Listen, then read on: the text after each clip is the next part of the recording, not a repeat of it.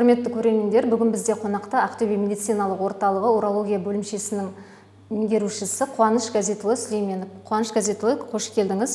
Саламатсыз ба, қош көрдік.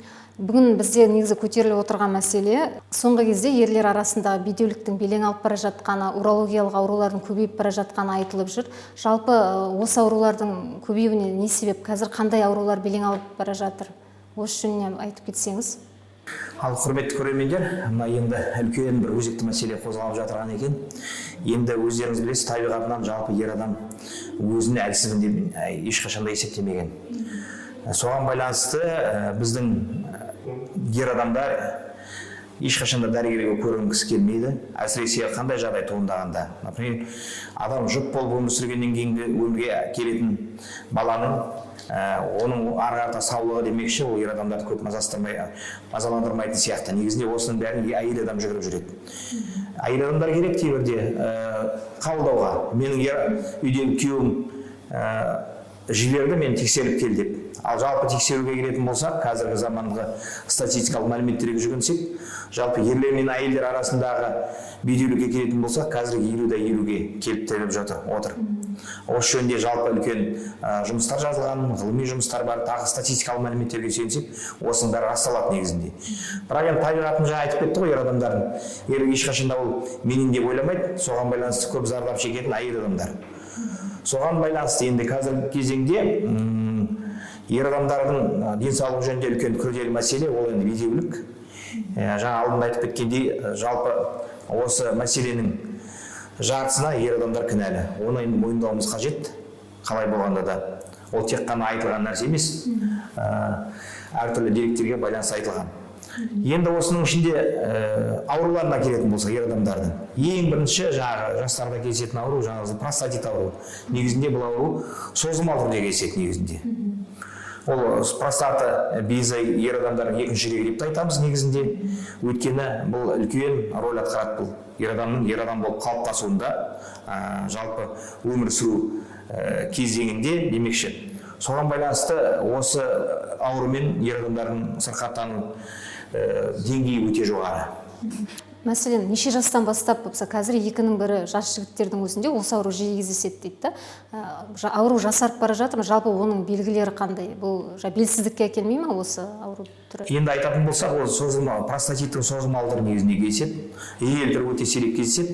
Соған байланысты созылмалы түріне байланысты науқас адамдар енді дәрігерге көрінетіні бар, көрінбейтіні бар, немесе асқынып барып көрінетіндер бар. Енді қазір негізгі статистикалық мәліметтерге өзіне 25 жастан бастап есептеледі. Аурудың бар екені негізінде біздің өзіміздің практикалық медицинада көріп жүргенімізде 18 жастағы балаларда ерте осы ауру басталатын жағдайлар бар.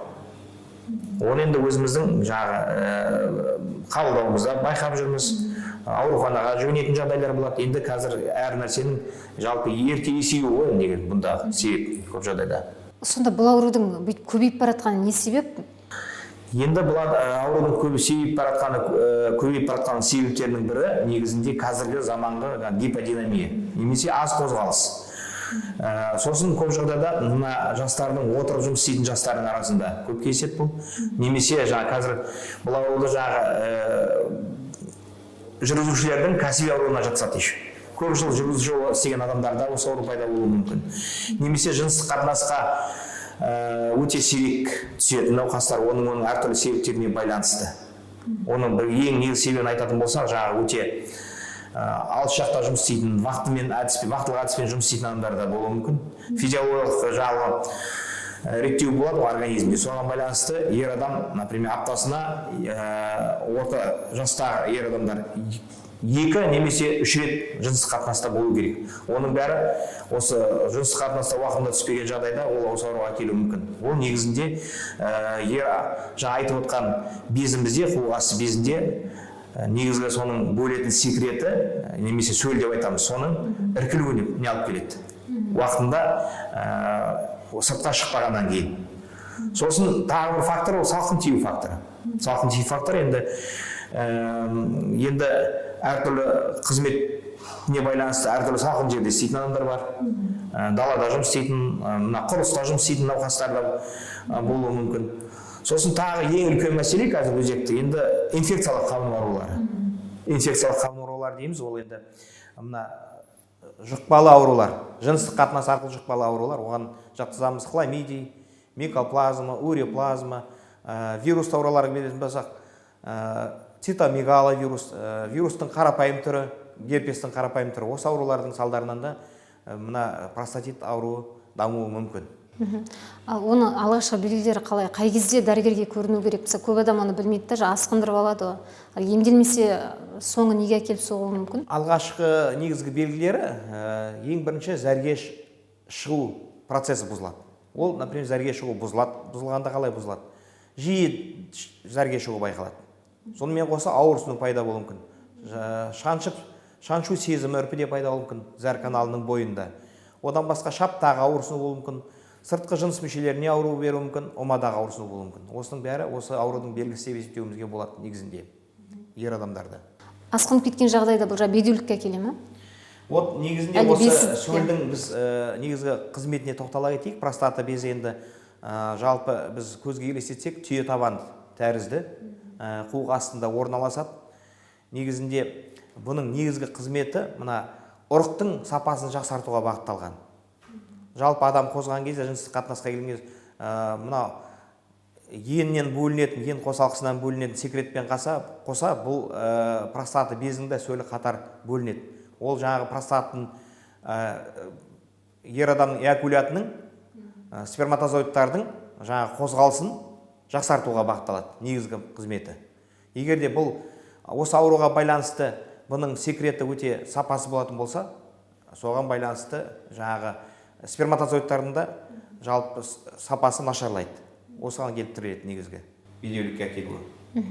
Жаңа сіз айтып кеттіңіз ғой, инфекциялық аурулардан да туындайды деп. Соңғы кезде мысалы дәрігерлер айтады, жастардың арасында оңды-солды жыныстық қарым-қатынастың соңы осы бір урологиялық аурулардың өршуіне әкеледі. Мысалы белсіздік дегенде осы инфекцияның әсерінен шығады дейді. Қазір жастардың арасында осы мәселе қалай, енді аурушаңдық деңгейі? Енді жыныстық қатынас ауруларына келетін болсақ, жаңа бірнеше ауруды атап өттім ғой. Енді негізгі мәселе жалпы жыныстық қатынасқа түскенде бір танымайтын адаммен онда міндетті түрде адам қорғану құралдарын пайдалану қажет, өйткені бұған ешкімде бұл адамның тазалығына ешкім жауап бере алмайды, соған байланысты. Ал енді бұл ауру негізінде бедеуліктен басқа белсіздікке де алып келеді деп айттыңыз. Действительно, белсіздікке де алып келеді. Өйткені белсіздік дегеніміз адам өзінің еркектік қабілетін көрсете алмайды, немесе толыққанды орындай алмайды деген сөз. Бедеулік деген өздеріңіз білесіздер, өмірге ұрпақ әкелу қабілетінің болмауы, например. Бұнда жаңа белсіздік дегеніміз жыныстық қатынасты уақытында сапалы орындай алмау. Қазақша айтқанда солай түсінікті болып айтсақ. Оның енді әртүрлі дәрежесі болады. Оны немесе бір сөзбен айтқанда медицина тілімен эректильді дисфункция деп атайды. Ол простата безінің бұнда тікелей қатысы бар. Сосын одан басқа гормональды өзгерістер болуы мүмкін организмде, тестостерон деңгейінің төмендеуі. Ол та әртүрлі жүрек қан тамыр ауруына да байланысты бұл. Қан диабет ауруына байланысты болуы мүмкін, жаңағы белсіздікке алып келу. Одан басқа эндокринді жүйенің ауруларына да болуы мүмкін. Сіздерге, сіздің өзіңізден дәрігерсіз, сізге негізінен жігіттер, ер азаматтар қандай проблемамен келеді? Негізгі мәселе келетін қазіргі простата ауруы, енді қазір айтатын болсақ, статистика бойынша 25-30% жағдайында 25 жас пен 45 жастың аралығында деп есептелінеді. Сондай деректер бар енді. Ол деректер расталуы мүмкін, өйткені жалпы қанша дәрігер урологтарға бар, соның жалпы жоспарлы түрде қабылдауға келетін науқастардың жартысы осы простатитпен келеді деп айтуымызға болады. Ал инфекциялық жолмен ауыратын адамдарда жалпы тек қана простатит емес, ол кезде уретрит. Негізінде уретрит деген үрпі каналының қабынуы. Негізінде сол мәселемен келеді. Ол мәселемен тек қана урологтарға келмейді. Көп жағдайда ол дәрігер-венерологтарға барады ең бірінші. Дәрігер-венеролог өзінің саласын осы ауру емдегеннен кейін асқыну туындайтын жағдайлар болады кейбірде. Зәрге уақытында шыға алмай қалуы мүмкін науқас асқыну есебінде. Сол кезде бізге мүмкін келуі. Ал жұқпалы ауруларды негізінде венеролог дәрігер емдейді. Сіздер мысалы бір қатты асқынып кеткен жағдайда ол бір операция бір нәрсе жасала ма? Енді қатты асқынып кететін жағдайы жаңағы жедел простатит деген ауру болады. Ол жедел простатит кезінде бездің ісінуіне байланысты үрпі каналының ісінген бездің басып тастауына байланысты жедел зәр тоқтауы пайда болуы мүмкін. Ол уақыттарда тікелей бізге жүгінеді. Ол кезде біз науқасқа алғашқы көмек көрсетуіміз керек. Сонда жалпы ер азаматтардың төсектегі белсіздігі, бедеулігі бұл осы екі мәселеге байланысты болып тұр ғой да, инфекциялық ауруларға, сосын екінші простата безіндегі ауруларға. Одан басқа да аурулардың түрлері көп қазір. Мына енді айтатын болсақ, варикоцелия деген диагнозы бар қазір. Ол өте жиі кездесетін аурудың бірі. Негізінен бұл варикоцелия ауруы жанға батып сезілмейді, бірақ соған байланысты науқас адам өзінің варикоцелияның бар екенін да білмейді. Кейбір жағдайларда білген бойда да ешқандай көрінбей жүре береді. Ол жаңағы бір жағынан қан тамырлары ауруы, ол ұма безі веналарының кеңеюі, варикозды кеңею деп айтамыз. Ол уақытта адам баласы азамат болғаннан кейін жұмысқа тұруға медициналық тексеру комиссиясынан анықталады, немесе әскери қатарына шақырылған азаматтарда табылып жатады бұл. Сондай кезде анықталады варикоцелия көп жағдайда, өйткені бұл адамның жанына батып аурусын сезім көп жағдайда тудырмайды. Соған байланысты. Содан басқа варикоцелиядан басқа гидроцелия деген ауру бар. Шемен деп айтады, немесе ұма бойын қуысында судың жиналуы. Одан кейінгі ауру киста, ен қосалқысының кистасы көп жағдайда кездеседі. Ол қабыну процестеріне байланысты, немесе туа пайда болған кистаның болуы да мүмкін. Гидроцелия дегеніміз жаңағы жарақаттан кейін пайда болуы мүмкін, немесе әртүрлі операциялардан кейін пайда болады. Варикоцелияға байланысты жасалған операциядан кейін болуы мүмкін. Осылардың бәрі әртүрлі дәрежедегі жаңағы сперматогенездің бұзылуына, сперматозоидтың өсіп өнуіне тікелей әсерін тигізеді. Содан басқа тағы да аурулар бар. Ол крипторхизм ауруы. Крипторхизм деп айтамыз. Ол жағы еннің ұмаға түспей қалып қоюы. Негізінде ананың ішінде жатқан 6 айлық кезінде балада ол толықтай түсіп болу керек. Сосын немесе 6 аптаға дейін толықтай түсіп болу, өмірге келгеннен кейін сәбидің 6 аптаға дейін түсіп болу керек. Ол уақытта түспесе, негізінде дәрігерге көрініп, жалпы 2 жасқа дейін операция жасалған тиімді. Крипторхизм ауруында, Жаңағы айтылып кеткен, жоғарыда айтылған аурулардан басқа гипоганадизм ауруы бар. Ол туа пайда болған еннің жетіспеушілігі, еннің өспей қалуы, түсінікті болсын, халыққа түсінікті болу. Еннің соны негізінде ең өкінішті жағдай, науқас баланы кішкентай кезінде шомылдыратын ата-анасы, әсіресе анасы ғой енді шомылдыратын. Адамның пропорционалды жаңағы денесінің өсуіне байланысты еннің де өсуі байқалады. Соны кейбір адамдар оған мән беріп қарамайды. Әбден есейгеннен кейін, немесе жаңағыдай медициналық тексеру комиссиясы кезінде, әскерге баратын кезде анықталып жататын жағдайлар болады. Негізінде ол уақытында көрінген болса, көп жағдайда ол эндокринолог дәрігердің қарауында болады науқас адамдар. Гипоганадизм ауруымен. Ол тікелей гормонды түзуші орган болып есептеледі. Соған байланысты толықтай бұл науқастар үлкен бізге 18-20 жаста келгеннен кейін бұларға көмектесудің мүмкіндігі жоқ қазір жаман. Демек онда кішкентай кезінен бастап уже оған мән беріп қарау керек. Или мына медициналық тексеру комиссиясында отыратын дәрігерлердің дұрыс қарамауынан немесе салғырт қарауынан деуімізге болады. Ең өкінішті нәрсе сол. Азаматтарды әкеліп тұрады ата-анасы, ені ешқандай дамымай қалған. Кішкентай ғана бір түйіршік түрінде ғана көрінеді. Бұл сонда ұрпақ өріп өтуге дәрменсіз бе сонда? Ол адамдар тікелей ұрпақ әкелуге дәрменсіз. Одан басқа енді біз қазақтың бір несі бар, жақсы нәрсе, ол енді сүндетке отырғызу әрине.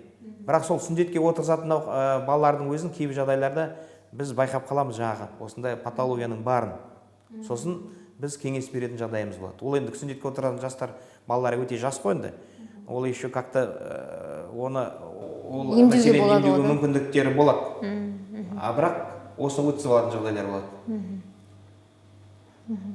Демек, кішкентай сәби күнінен бастап ол баланың сол мүшесіне бір үлкен назар аударып тұру керек дейді. Назар аударуымыз керек, міндетті түрде. Жалпы ер азаматтарға қандай кеңес бересіз? қазір мысалы әлеуметтік желіде түрлі жарнамалар жасалып жатыр да, осындай балды ішсең, осындай сусынды ішсең, осындай дәріні ішсең қуатың артады, белсіздік бедеуліктен құтыласың деген сияқты. Дәрігер ретінде осындай жарнамаға сенген дұрыс па? Не істеу керек? Енді жарнаманың да жарнамасы бар, әсіресе енді ең ұнамайтын жарнама маған жалпы 100%-ды 100-сіз нәтиже аласыз деген сөз ешқашанда болмау керек. Ондай жарнамаға сенбеу керек. Ең жаманы сол.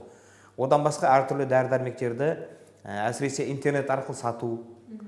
Неге ол интернет арқылы сатады? Егер де ол дәрінің тікелей лицензиясы болса, сертификаты болса, ол дәріні тікелей аптек жүйелерінде сатуға мүмкіндік болу керек.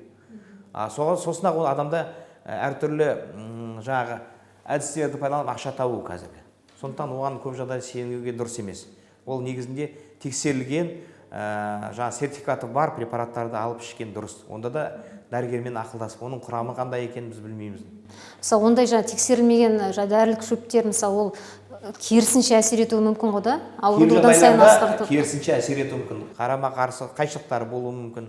Адам бұрын басқа да дәрі-дәрмектер қабылдаған болса, оларға қарсы болуы мүмкін. Сондықтан соның бәрін біліп барып тағайындаған дұрыс. Жалпы ер азаматтарға қандай кеңес бересіз? Енді ер азаматтарға кеңес берген кезде ең бірінші адам баласы өзінің денсаулығына өзі жауапты болу керек бірінші. Оған ешқандай да сенің қасындағы тума-туысың немесе медицина қызметкерлері емес. Аурудың белгісі байқалған бойда дәрігерге көрініп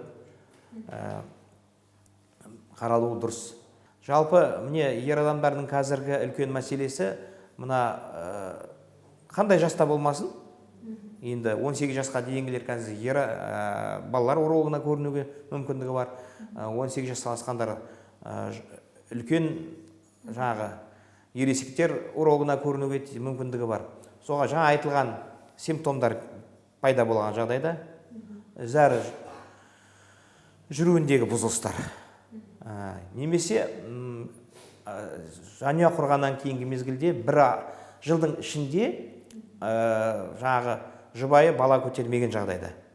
Босану емес, именно бала көтермеген жағдай. Қазіргі дүниежүзілік денсаулық сақтау ұйымының жалпы анықтамасы бойынша бір жылдың ішінде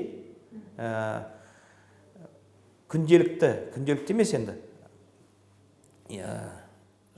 аптасына 2-3 рет жыныстық қатынасты болатын жұптарда бір жылдың ішінде жүктілік болу керек. Ода немесе 2 жылдың ішінде науқас, то есть жұбайы бала өмірге әкелу керек 2 жылдың ішінде. 1 жылдың ішінде ме, 2 жылдың ішінде. Енді оның әртүрлі оған байланысты айтуға болатын мәселелер көп. Неге 1 жылдың ішінде немесе 1 айдың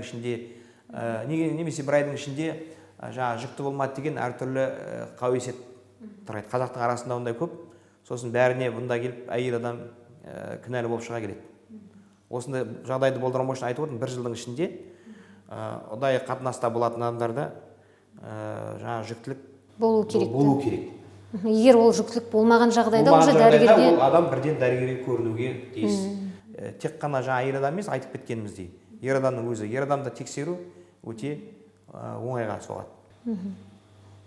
Бізде облыстың аудандарында урологтар жеткілікті ме?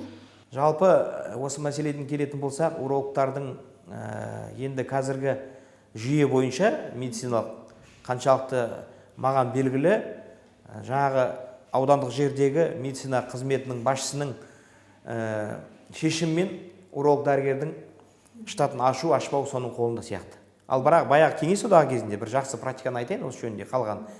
Аудан халқы 50 мыңнан кем емес болса, бір штат дәрігер уролог қажет болған.